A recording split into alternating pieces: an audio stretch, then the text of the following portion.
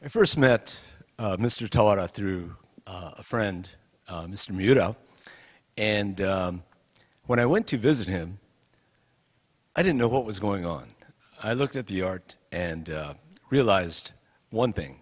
I didn't get it. I didn't get what was going on.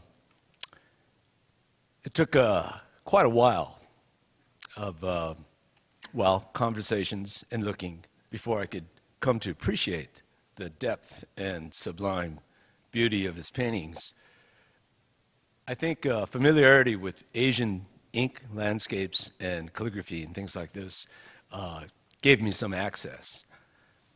So the result of getting to know Tawara-san and learning all about him and learning about his art and realizing that very, very few people knew what he was doing and very few people would have access to what he was doing, I thought it would be great to have a show. So that was the nexus of it. The scope of the exhibition is only a portion of what he did, and I had to concentrate mostly on ink works because to me they were the most powerful and moving aspect of his work. I was confronted with images like this. Huge orbs kind of vibrating somewhere in space, standing atop huge black masses that could either be simple ink blobs or cliffs somewhere, or massive forms that seem to gyrate but still balance kind of precariously someplace. I didn't know where that was, but we're looking at art that was captivating to me, realizing at the same time that the works were not what I had originally thought them to be, which were broad gestural movements with a brush and simply using ink very boldly, but they were constructed from smaller ink strokes, countless ink strokes, and everything was kind of painted in a way that kind of mimicked, not in a bad way, broad gestural movements, but that was based on a philosophy that the universe is really made up of vibrating waves of energy. And in trying to depict that universe, Tawara-san's work took the form that it did take. And so tonight, through this talk and through the exhibition, I hope to talk a little bit more about this and see where we can go. The horizontal line is Ichi, number 1, and it's the simplest stroke, as we'll talk about later. It's the first stroke one would do when learning calligraphy. But Tawara-san's Ichi is, as you can see, composed of numerous strokes that wiggle and twist and turn and dot and splash and do things that no single brush could ever do. Forms like this that kind of reach out into some atmosphere, maybe in a dimension that exists but that is not approachable to us, but yet you can feel through looking at the works a kind of sense of presence, a kind of sense of energy, and striking image that I had never encountered before, don't think I would have ever encountered otherwise. And then to realize at the same time that the image itself is very small, and it's only 3 3/4 inches in height, yet it is packed with so much power and energy.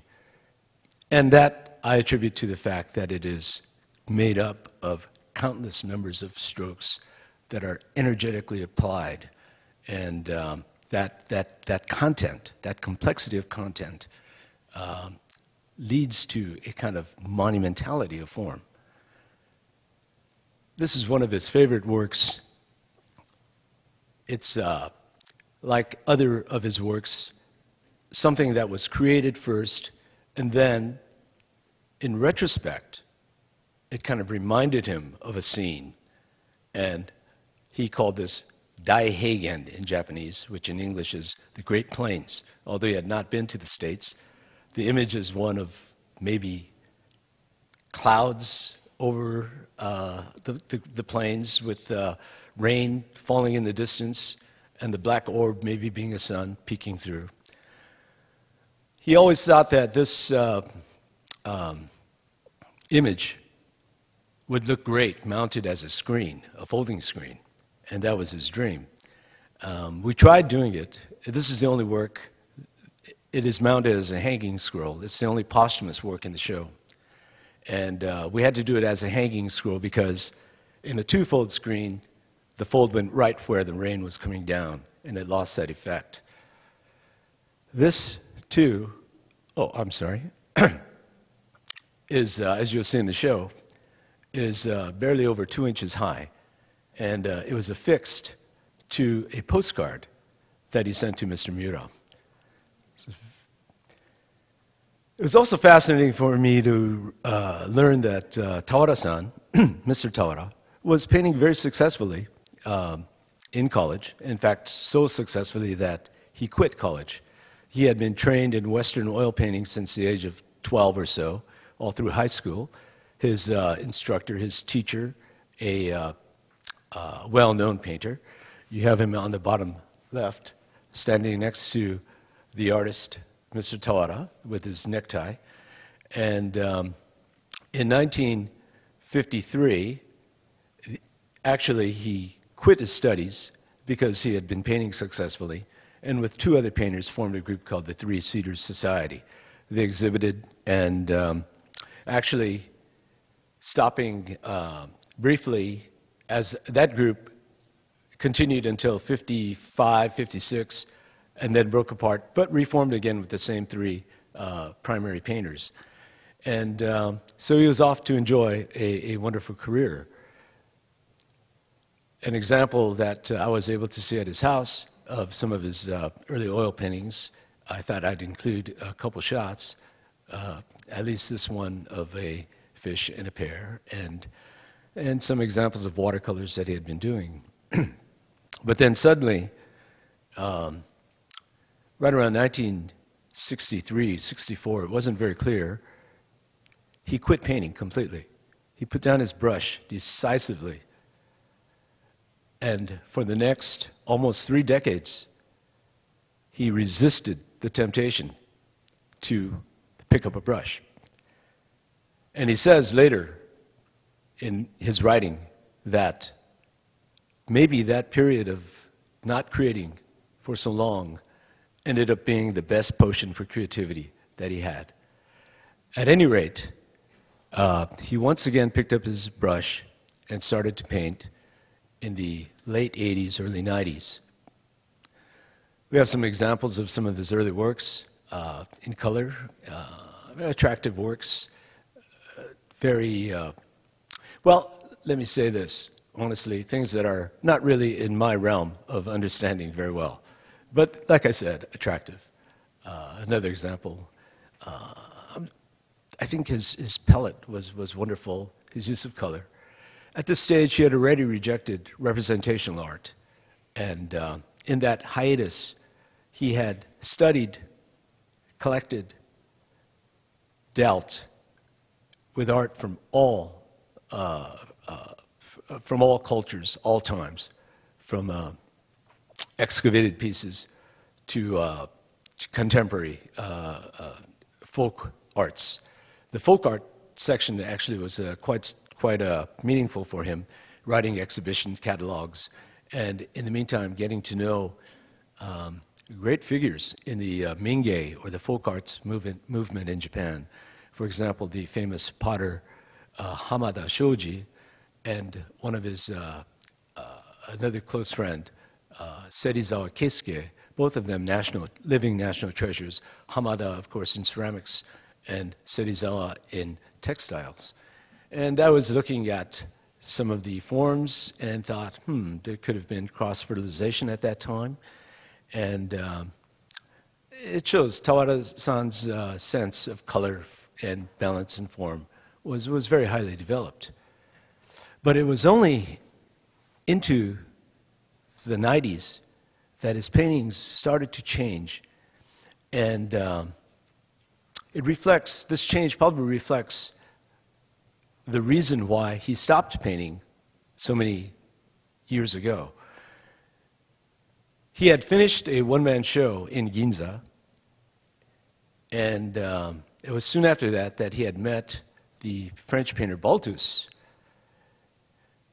And the timing is not exactly clear, but Tawara-san did mention several times later that it was a comment by Balthus that either got him thinking or reconfirmed what he had been thinking.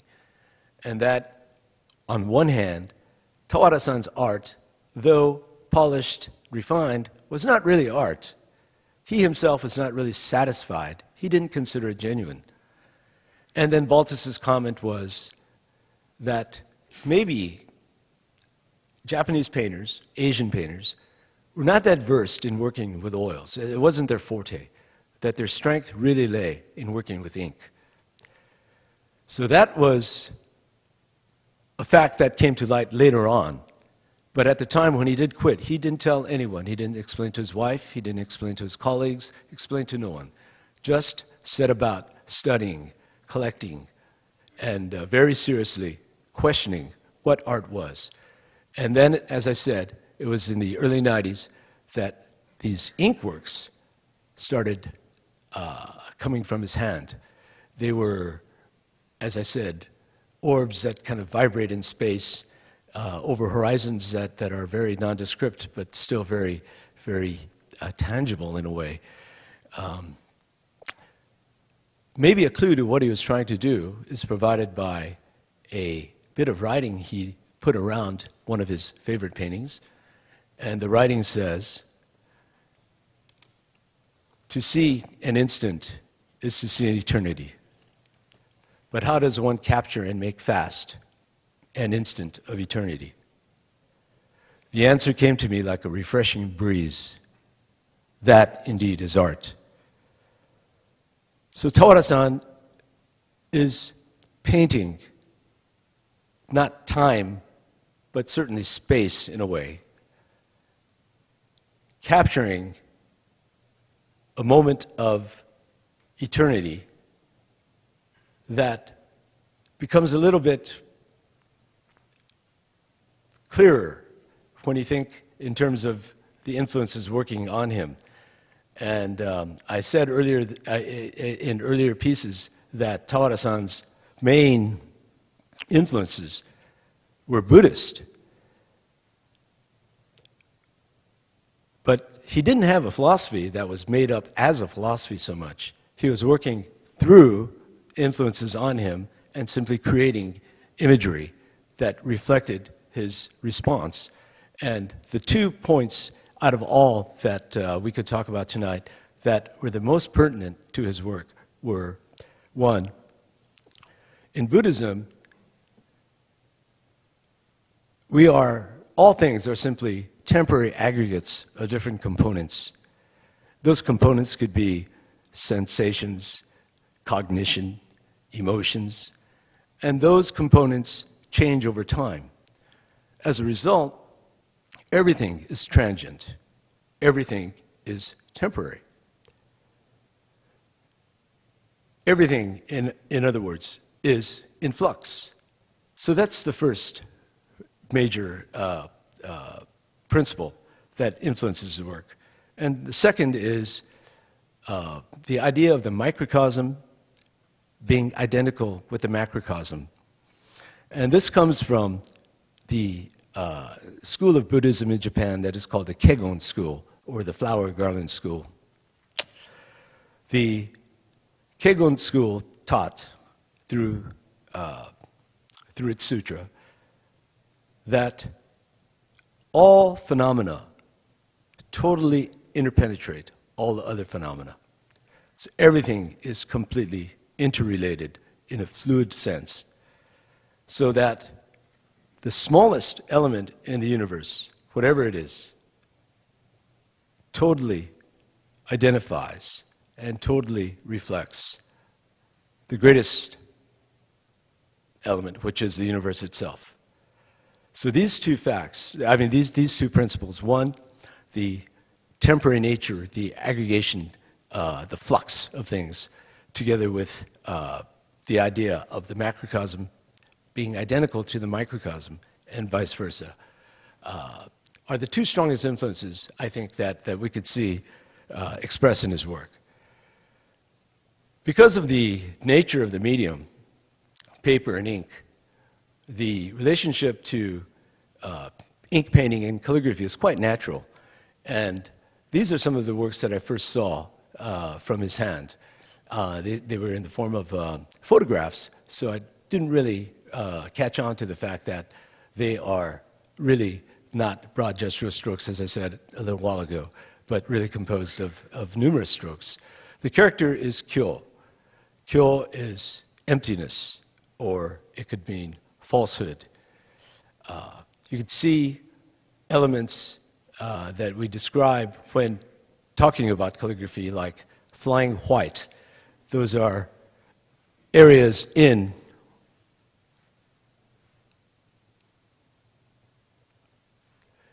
the stroke itself where either through dryness there's not saturation, complete saturation, or the bristles of the brush have split, or the speed of the brush is such that there's not complete contact with the paper, the ink. And of course, the splitting of the bristles and the speed are related to one another in a sense that you get the feeling of a very, very powerful motion that comes across. And you could see that the idea of a single stroke going across is there, but he's built it up using smaller strokes, filling it in, coming down here. I catch myself using the word carefully putting it in, but he's not carefully putting it in, but he's painting, he's constructing. He's not simply throwing ink around. And that in itself distinguishes us from calligraphy. It really is a painting, and it's a construction. Another example, the character is 10 for heaven. This time, you still see the flying white.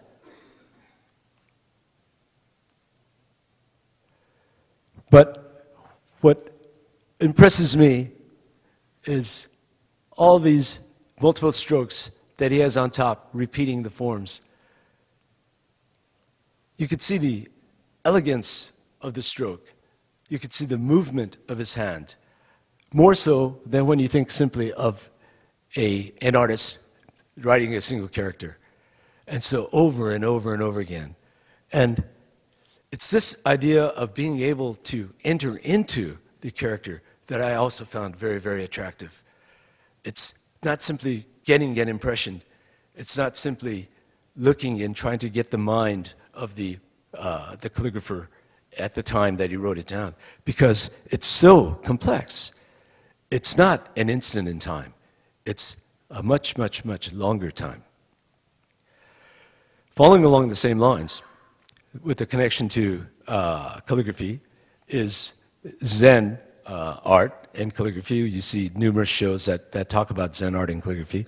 It's because in Zen Buddhism, being able to write calligraphy is an expression of one's mentality, one's understanding, and, in a sense, one's ability. We're looking at an enso, which is a circle, done by the monk Torei, who lived in the 18th century, a rather flat, blotchy circle. Starts here and moves around quite slowly and deliberately. The idea of the circle is fullness, like the full moon. But the idea of the enso is also emptiness, hollow. And so it depicts complete fullness. At the same time, it depicts complete emptiness. As an expression of Torei, to follow his brush and see his mind. It's quite interesting. But Tawara-san, in his version, which he did many, many of, you see that same idea of following the brush again and again and again, using not only a single type of brush, but oftentimes using implements that he either made up, constructed, or using sticks, things like that, to get the kind of effects that he needed to express his idea. And one other fact I guess I should have pointed out earlier too is you notice that the backs of the papers are washed. So that's another element that is coming in. And the washing of it is not only the different ink tones, but also the element of dryness versus wetness, and also the numerous strokes that as he builds up his background, it's not a good word, but as he fills in his background or creates his background, again, numerous elements falling into the construction of the work. One of his favorite motifs was this horizontal character, Ichi. And in the show, we have one whole room just of Ichi. Ichi is not really necessarily like the enso, in the sense that it's made to, not made to, meant to show one's understanding, but it is the first stroke. The first stroke one learns in calligraphy, the first stroke in a painting maybe. It's the beginning. And painters from the Song Dynasty in China and even earlier talked about how the first stroke determines the entire painting. So there's a lot of symbolism and meaning behind Ichi, and Tawara-san certainly practiced it. He practiced it assiduously. It is the one motif that comes throughout his entire, that is constant throughout his entire career. I'd like to read a couple of his passages that explain it so much better than I ever can. After a long hiatus of some 30 years, I decided to once again pick up my brush around 1993. I want to interrupt. It's very interesting. He started painting again in the late 80s because we have dated works from then. But it seems that those earlier colored works seem to vanish in his mind from his oeuvre, and that he constantly talks about beginning again with these ink works in 93. So I decided to once again pick up my brush around 1993. The first results at that time were the works in the volume Bobo, that's vastness. The images we saw at the very beginning were images from the series called Bobo. By that time, I had already conceived of an Ichi project, but no matter how often I tried, the result would not go beyond simply a written numeral Ichi. And being at my wit's end, I simply shelved the project. There were even times when I thought it too arrogant to think I could express my entire self through Ichi. But rather than just pondering my dilemma, I encouraged myself to act. And in 1995, I set about facing this challenge. Pulled alternately to a world, this is the second passage, of quietude into one of intensity. One work led to another like an endless chain, and I painted Ichi in numbers too numerous to count. The occasions when I paused during these projects were due to my fear of falling into a repetitive rut with my hand moving only through force of habit. Tawara-san painted as almost practice, like in the martial arts, when you would practice a move, a technique, over and over and over, hundreds of times, thousands of times, every day. He painted like that. And so when he's talking about how they seem to fall from his hand one after another in an endless chain, I can picture him simply painting. But it's not like when you first learn calligraphy and you're told to make ichi 10,000 times, or even 1,000 times. That's 1,000 strokes. There's 1,000 strokes in one of his ichis. So as he's painting his ichi, it's stroke after stroke after stroke. The wonderful, wonderful effects that are created. The best part of tonight's talk is that these works are available upstairs for you to see. And so you don't have to depend on these photographs like I first did. There's this line I find almost to be playful in the way he comes in later. First, he's stroking over and over again, different tones, different size of brush, and then comes through with this kind of line that is really kind of fraught with energy. There's a tension to it that enlivens the work.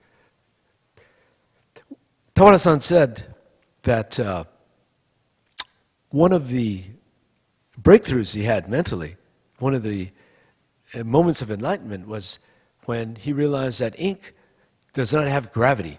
And I thought, what's that mean? What, ink doesn't have gravity? And really, it refers to, I think, the fact that no matter what, in Asian calligraphy, when you write a character, there is balance, there is form. It has weight, it has position. And when that is not there, the character is not successful. And it's weak, it's not attractive, and it doesn't work. And so, in trying to escape from that, maybe, I think he was thinking, it remains the character a written numeral ichi, and he was trying to fight against that and get to a point where he can express a deeper idea. To me, that idea is this idea of hado, of flux, of capturing an element of reality that can't be expressed in other ways. One of the results of this breakthrough that ink does not have gravity is that his forms can then start to float freely. And one result was a series called Clouds. What you see on the left is, what I see on the left, what you see on the screen is, could be the number 3. I mean, that anybody who reads Chinese or Japanese would recognize it immediately as the number 3.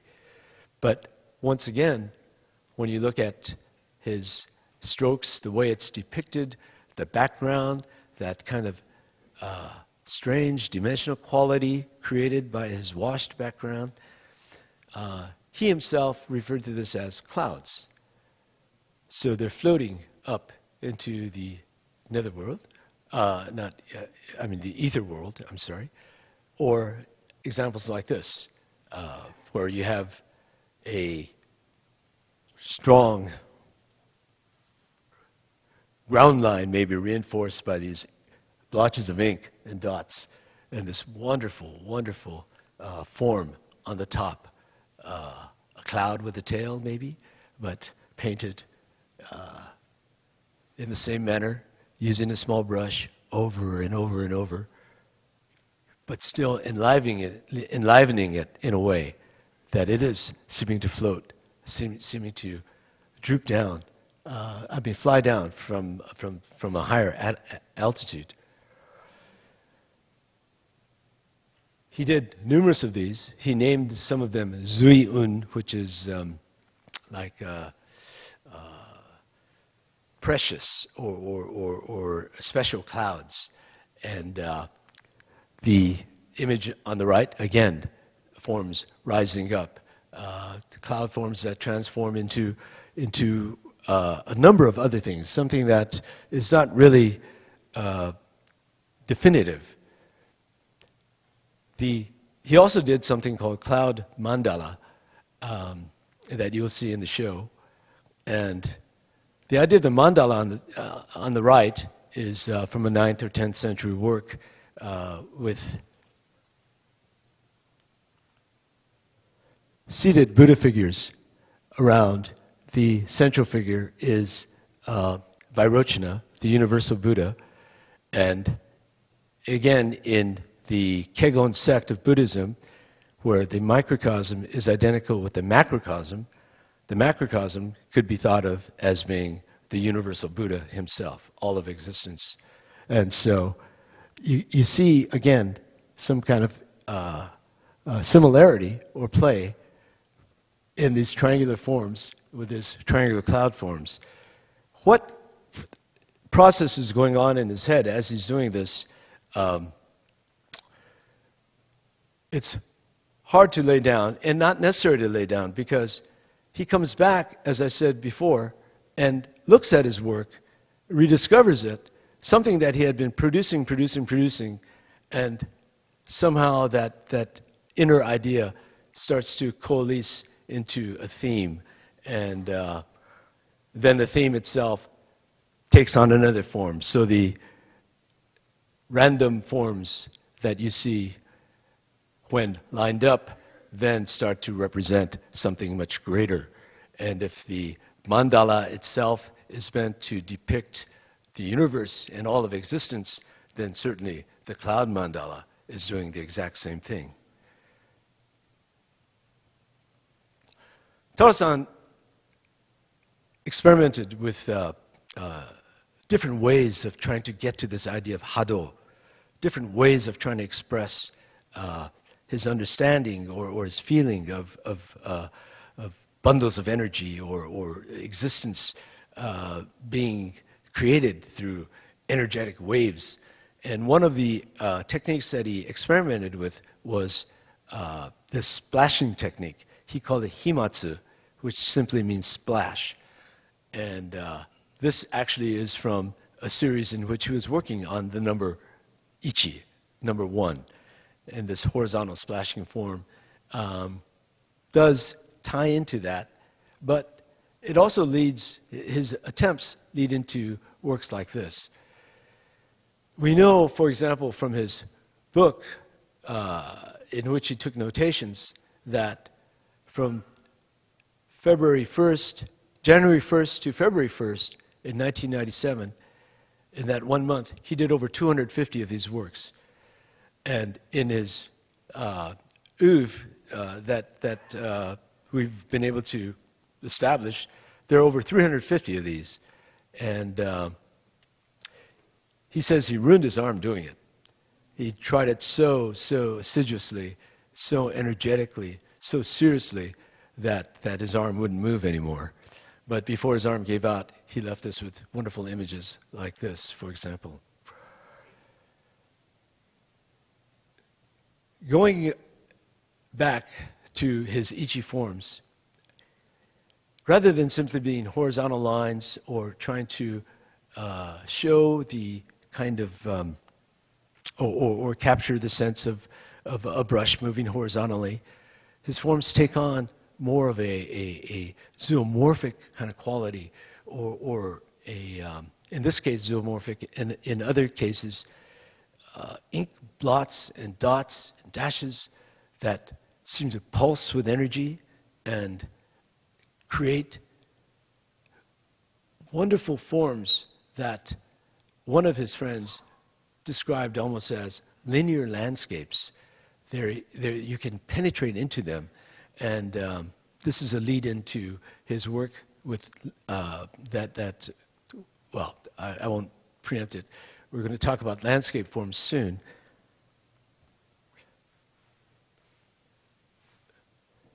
But this example is one in which the blots and numerous tiny strokes, little dashes, wet ink mixed with dry touches across, again, this kind of washed background that looks kind of wet, leads in a way to works like this. He came back and titled this Mount Penglai. Mount Penglai is the Isle of the Immortals that existed off the coast of China. You see this kind of glowing background, magical peaks, backed on the one side by shadow, facing light on the other side, glowing areas that come through.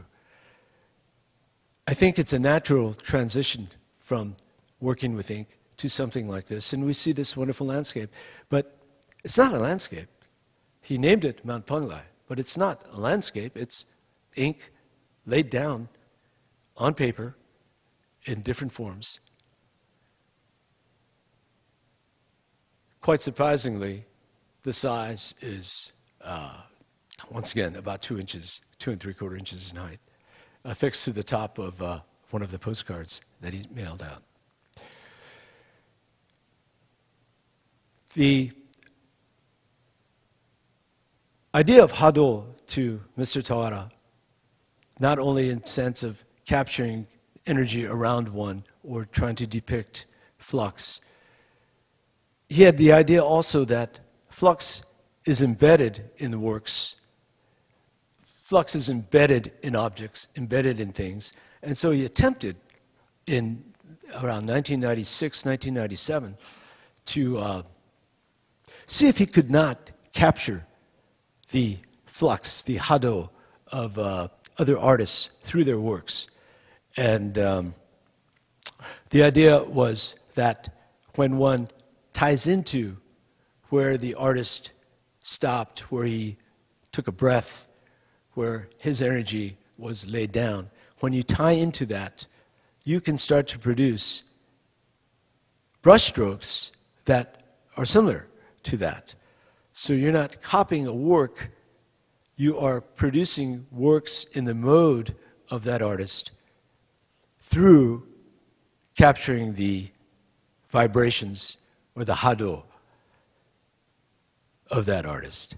One of his favorite works, that a postcard that he kept in his collection, was sent to him by a friend from Italy, and a work by Da Vinci in the British Museum.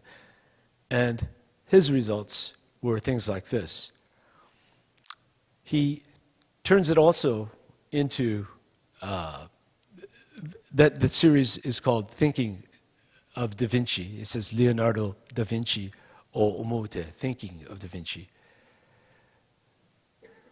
And this is from a series called Koga, or Ancient Masters, Landscape Masters. And one sees here a landscape, maybe snowy forms. It's certainly called to mind, to me, a very, very famous work by the artist Gyokudo that was in the collection of Kawabata Yasunari. And it's called Frozen Clouds in Snow.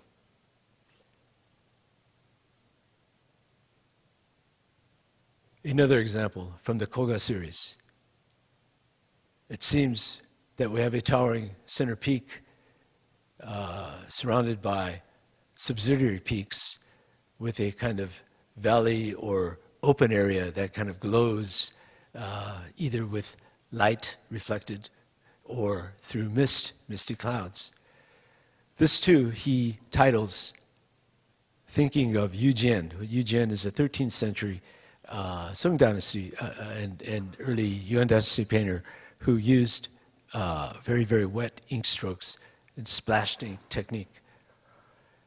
To me, because the fact that we all who are in the field studied the painting on the left, it reminded me of a work by Li Tang, a painter of the late 1000s and early 1100s. It doesn't. I don't know if the form is simply coincidental and it's something that I dug up, but it doesn't really matter, and I'll tell you why. As we see these moving landscapes, this is a work that he titled Splashed Ink Landscape, and splashed ink landscapes are a reference to this technique that we find in China and Japan. These by the great Japanese 15th century painter Sesshu, in which ink is flung or thrown onto the paper, and wet washes are used, and then a landscape is created from it. So you see a cliff face, a cliff face in both cases with trees sticking out of a promontory, and water below, and on the left, in both cases, a small boat with a boatman in it. But Tawara-san's work is, in your mind, a landscape, but at the same time, there's no reference to any aspects that would make a landscape out of it. There are no trees. There is no flagpole that designates a wine shop. There are no figures in it. There are no boats. And so the point I'm trying to make is that it's simply abstract forms created through his ink. And when you look at it in that way, it's almost like an optical illusion where on one hand you see this finished landscape painting, and on the other it's simply lines moving in all directions. Another example, again, when you break it down, you could see the brush simply moving. And if you think large scale, if you think looking into the distance, then you do have the idea of a landscape. But if you think up close, ink moving on paper, just freely, back and forth. Another example, one of my favorites, in which you could see using a kind of hatching method, cross-hatching, vertical side. And when you get in close, you almost get the impression that you're looking at misty valleys and vales with trees peeking through, and foreground trees.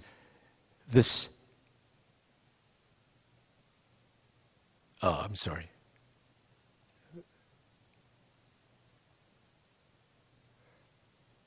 This example on the left, James Robinson and I shared the same professor at Michigan, Professor Edwards, who talked about the rockiness of rocks.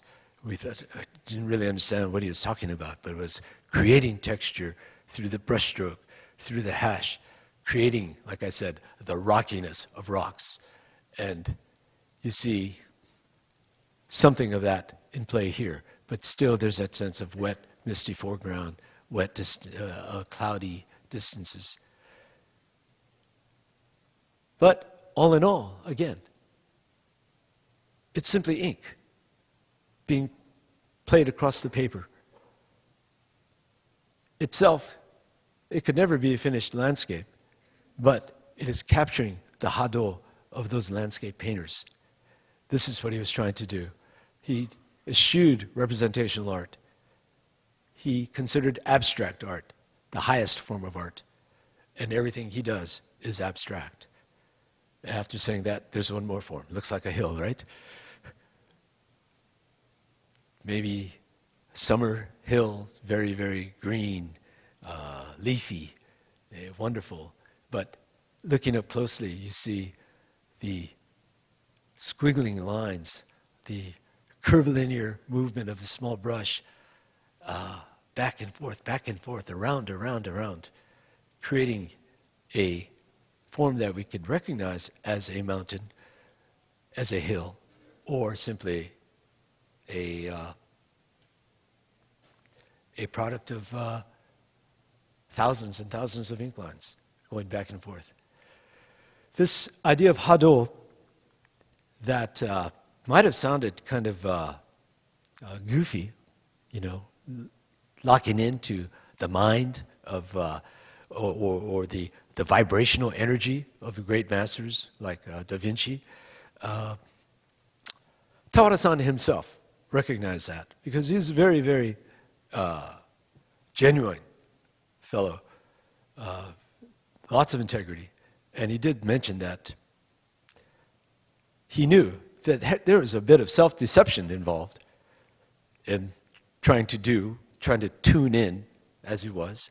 There was a bit of maybe self-hypnosis involved, where he got into a state where he thought he was doing something, but it really was just some kind of pre-suggestion that found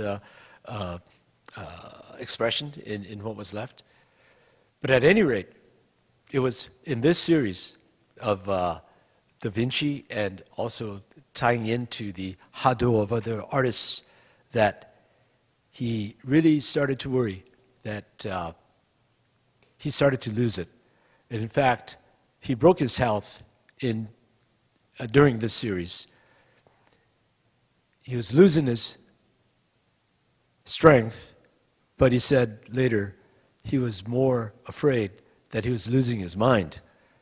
And so he backed off of the series. And before finishing completely, though, there is another group that he simply he titles Hado, flux itself. And unlike the earlier forms where you have characters or you have forms that coalesce, whether they are recognizable forms or not, they're vibrating orbs or they're edifices that stand on the end of nowhere. These forms in this Hado series seem to have as their main point simply repetition over and over and over again. Moving his brush, moving his brush, moving his brush, moving a small brush, coming back in, touching, painting, adding, constructing. And he worked, he said, oftentimes from 1 a.m. till dawn. And he did say that he would fall asleep, and when he woke up, sometimes the painting was done. So he was simply painting out of his subconscious mind or whatever it is. Those of you in the audience who are artists could probably explain this a lot better than I can. But the imagery is a result not of trying to create a kind of pattern or trying to create something that looked good. They're resulting from simply his hand moving.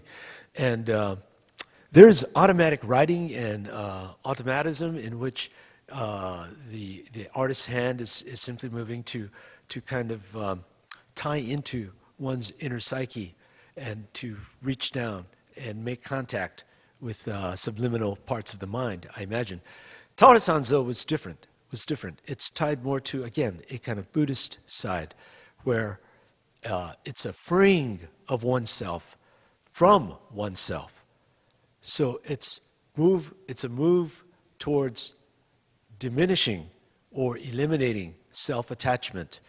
And how that could work out, a good example might be the chanting of the Nembutsu, which is calling out the name of the Buddha, and it's just chanting the same mantra over and over and over and over and over in ceremonies in which one finally then kind of loses contact with oneself and enters into, here I go again, talking about something I've never done myself, but supposedly entering into a higher realm of consciousness that is free from this self-centeredness. One other image that is part of this series is this wonderful, wonderful explosion of forms. I don't know how to describe it. It's just Hado again.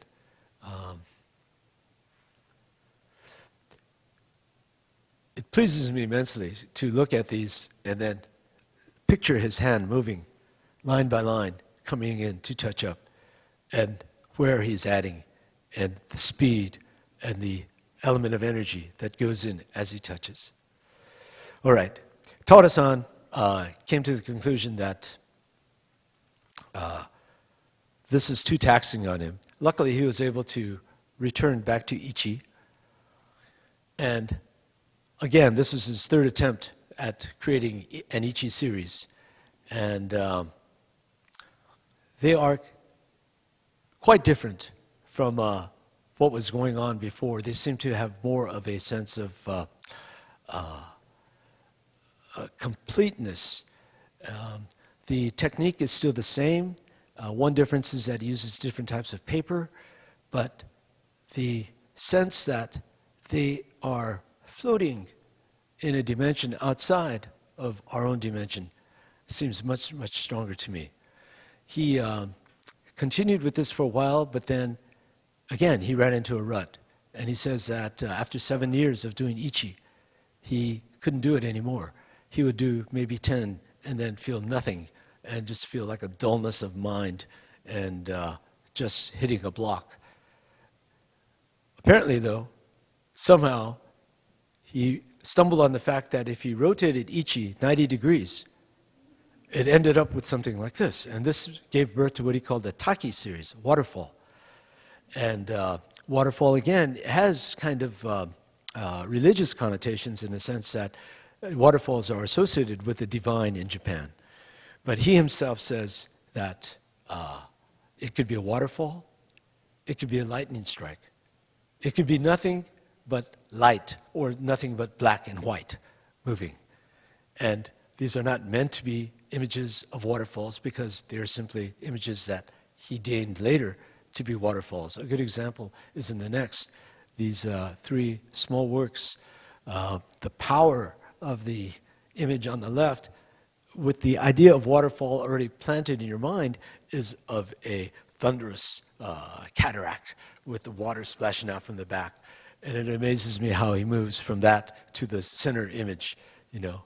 It becomes more stylized, but still captures that same feeling. And then finally to the image on the left, where you just have this amazing, amazing downward force, and the splashing at the bottom, if that's what it was meant to be, is simply reduced to 2 lines. But those 2 lines, once again, composed of many, many, many, many, many lines. I mentioned that this was on a postcard. This is something that Tawara-san did. He put his paintings. He never sold an original work. He did, as you'll find in the show, have works blown up using state-of-the-art scanning and then really high density printing. The machine was at the Tokyo National University of Fine Arts in Ueno Park. And he would have those blown up and then mounted as hanging scrolls using textiles that he had collected from around the world. A friend said whenever he got one of these notes, on the bottom, these are stationary pages where lines would be written vertically, and they're simply ready to be mailed. I mean, messages ready to be written, but never written, that's all. A friend said whenever he got a message from Mr. Tawara, he would always look at the image first and just enjoy and study and penetrate the image. And then after that was done, then he'd see what Tawara-san had to say. Tawara-san, as I said, his strongest works were with ink, but he never gave up on color. So there are some colored works in the show.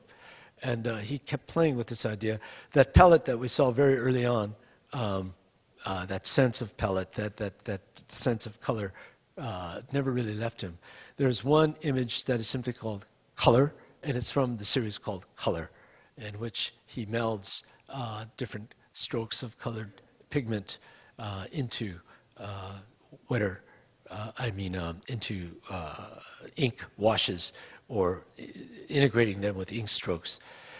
To put a kind of personal observation onto this talk, which is about to end, it's that I noticed in going through his works that certain motifs, not necessarily motifs, certain forms seem to appear quite often.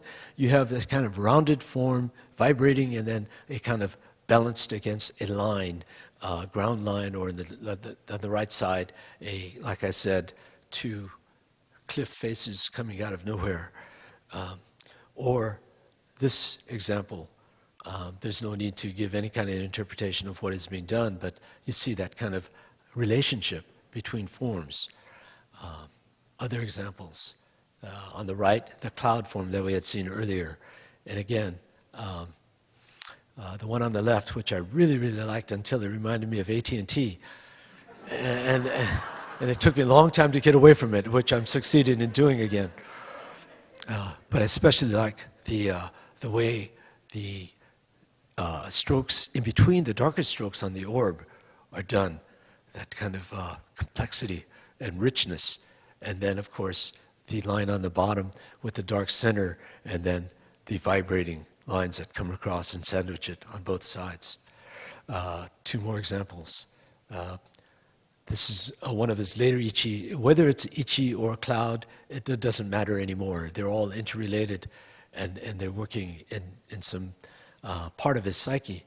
I would be so bold to say that maybe even this, this image we saw, when he was painting in a Western style decades and decades before he started to work with his ink forms.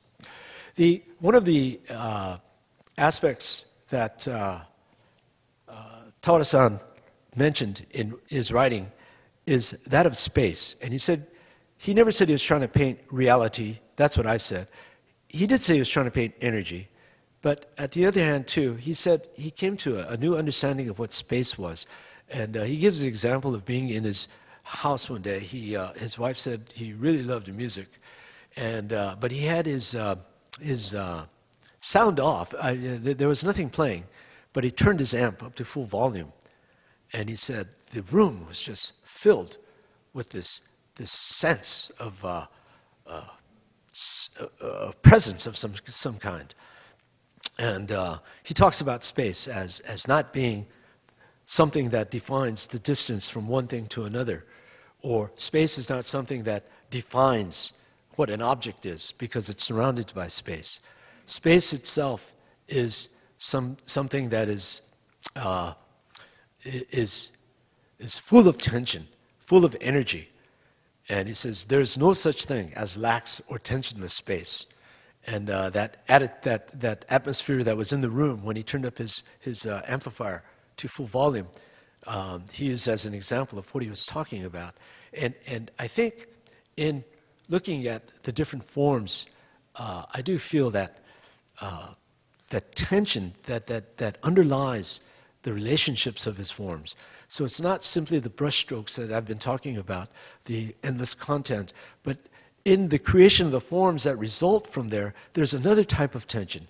And I think it is this idea of space that he grasped, that he was working with, even in a form like this, where you have multiple conglomerations of ink still. There's this kind of tense connection going on that enlivens the work, enriches the work, and makes it so ultimately, I would say, pleasurable or satisfying to look at, to penetrate. His strongest works, despite the color, were ink. And just go through a few images that really possess a kind of wonderful sense of power. I talked about the downward force, and in the show you could compare the smaller version on the left with its enlargement on the right. And the enlargements, I think, are successful precisely because there's so much content in the smaller versions, in the originals, that even when blown up many, many, many times the size, they still maintain an integrity, and they still have the power to move. And I think that's amazing. That's really tremendous. Unfortunately for you, Tawara-san, you, the audience, was making invitation cards to give to everybody that came. And he was really, really working hard. He thought maybe there would be 20 or 30 people coming to the opening. And so I said, no, this could end up being a problem. People might start fighting over them, one by one. So we couldn't get Tawara-san to come because, unfortunately, he passed away before his time. He was really, really looking forward to coming. And I'm sorry that things turned out the way they did, except his granddaughter earlier thinks she may have seen him in one of the elevators. So, yeah, he may be here. But we do have, not Tawara-san, but his family and his son, Mr. Michiaki Okada. Would you say a couple words? Aisatsu.